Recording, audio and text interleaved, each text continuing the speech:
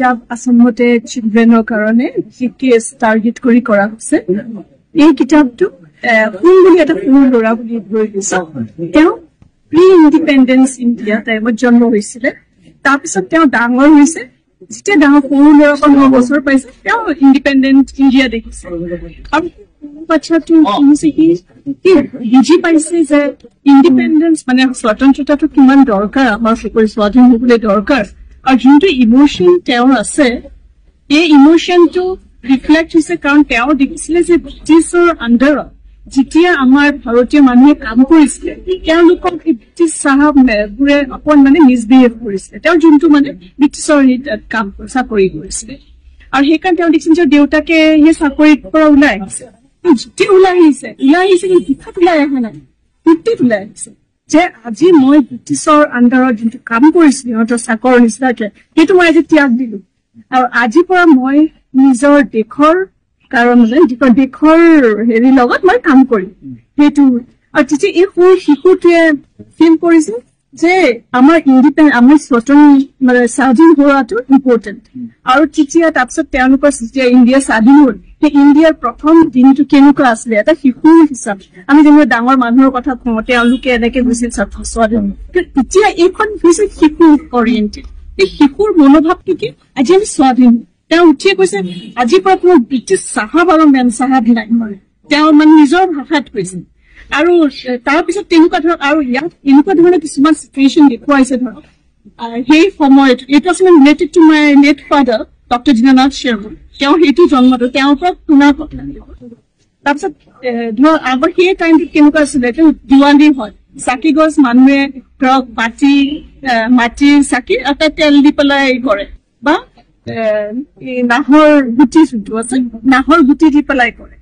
কিন্তু তাৰপিছত আমাৰ যোনটো জেনেৰেশ্যন আহিলে তেতিয়া আমি কি কৰো বাল্ব ইউজ কৰো বা আমি মাটি চাকি ইউজ কৰো এতিয়াতো চব LED হৈ মই এই শিশু যোনটো এইটো ঠাইতে এইটো দেখাব খুজিছিলো ল'ৰা ছোৱালী যেতিয়া তেওঁলোকে চাব এইটো এনেকুৱা এখন উইণ্ডো হ'ব ল'ৰা ছোৱালীৰ কাৰণে তেওঁলোকে দেখি গম পাব সেই সময়টো কেনেকুৱা আছিলে এইটো সময় কেনেকুৱা এই সময়টো চব ইকো ফ্ৰেণ্ডলি আছে একে দিৱালী মানিছে কিন্তু ইকো ফ্ৰেণ্ডলি কিন্তু এতিয়া ধৰক আমাৰ চব মানে ইলেক্ট্ৰিচিটি কনজাম্পশ্যন লাগিব ইটছ মোৰ কষ্টলি এক্সপেঞ্চিভ কিন্তু সেই টাইমটোত চবে ইকনমিকেল ৱেত মানে এটা হিউমেন বণ্ড আছে জইণ্ট ফেমিলিত ডাঙৰ হৈ আজিকালি জইণ্ট ফেমিলি কনচেপ্টটো কম জইণ্ট ফেমিলিত ডাঙৰ হৈছে তাৰ মাজতে ফূৰ্তি কৰিছে নাহৰৰ দি চাকি নাহৰৰ গুটি গোটাইছে চাকি জ্বলাইছে চ' মই এইটো আশা কৰো actually this film village in Kolkata, there will be an actually bridge between the pre-independence era and post-independence era, between one generation to another generation. আৰু এটা বস্তু তেওঁ ইয়াত আছে ধৰক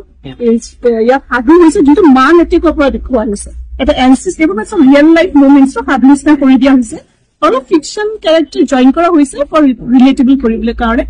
মান এটেকটো কি হৈছিলে আচলতে অসমত এতিয়া জানো আমি হিষ্ট্ৰীত কৈ যাওঁ মানে এটেক কৰিছিলে এটেক কৰি পেলাই মানুহ মাৰিছিলে কাটিছিলে আমিতো জানিছিলে আমি ভয় খাওঁ কিন্তু এইটো গ্ৰন্থ দেখিছে শিশু এটাৰ কেনেকুৱা মানে ভাৱ হৈছিলে মানে যেতিয়া শিশুটো দৌৰিছে